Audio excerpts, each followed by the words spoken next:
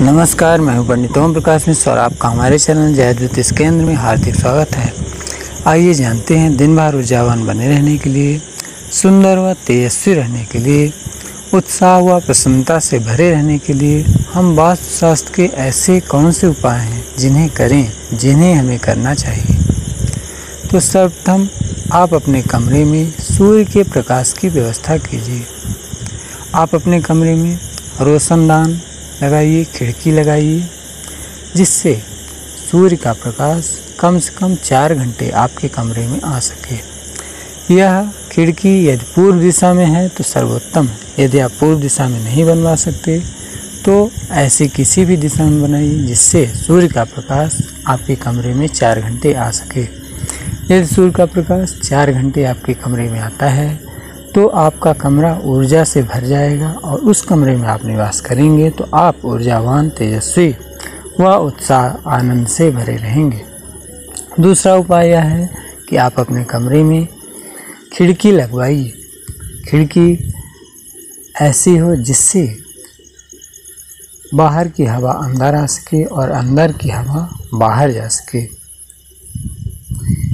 इससे क्या होगा, तो इससे शुद्ध हवा, बाहर की शुद्ध हवा अंदर आ सकेगी और अंदर की नकारात्मक हवा बाहर जा सकेगी। इससे आपका कमरा हवादार बना रहेगा। तीसरा उपाय यह है कि जब आप सुबह उठें तो दाएं करवट मुड़ने के बाद ही उठें। दाएं करवट मुड़ने से क्या होगा, दायां अंग सूर्य ग्रह का माना जाता है और बायां अंग चंद्रमा का माना जाता है। तो यदि आप दाएं करवट उठते हैं तो आप ऊर्जावान बनेंगे।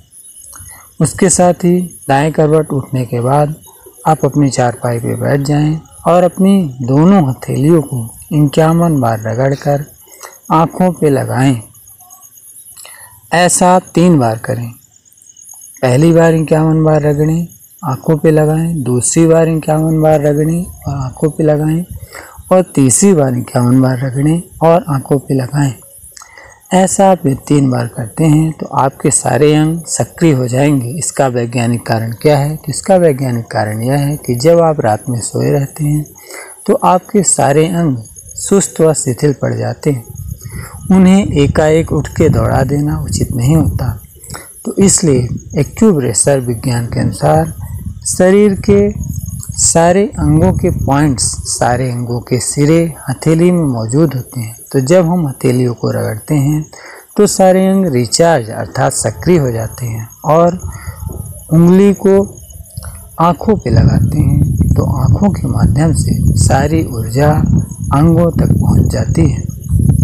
ऐसा 3 बार करना है। यह परीक्षण आप स्वयं प्रयोग कर सकते हैं। आप मेरी बात पे विश्वास ना करें, स्वयं आप प्रयोग करके देखें। यदि आप एक दिन भी यह प्रयोग करते हैं तो आपको खुद ही समझ में आ जाएगा कि यह प्रयोग कितना अच्छा है। इसका कारण क्या है, इसका वैज्ञानिक कारण क्या है? तो इसका वैज्ञानिक कारण यह है कि जब हम हथेलियों को ना रगड़ के डायरेक्ट चल देते हैं तो मस्तिष्क को सारे अंगों में रक्त पहुंचा के उन्हें सक्रिय करना पड़ता है। तो रक्त पहुंचा के सक्रिय करने में जो ऊर्जा खर्च हो जाती है वह ऊर्जा जब हम हथेली रगड़ के अपने सारे अंगों को सक्रिय करते हैं तो बच जाती है। उस बची हुई ऊर्जा के कारण हम दिन भर ऊर्जावान और तेजस्वी बने रहते हैं। एक और उदाहरण देता हूँ मैं।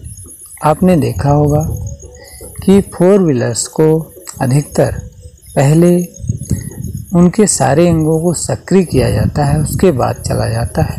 तो जब 4 व्हीलर को सक्रिय करने के बाद चला जाता है तो हमारा अंग भी प्रकृति की देन है, इसे तो और ज़्यादा सक्रिय करने की ज़रूरत है।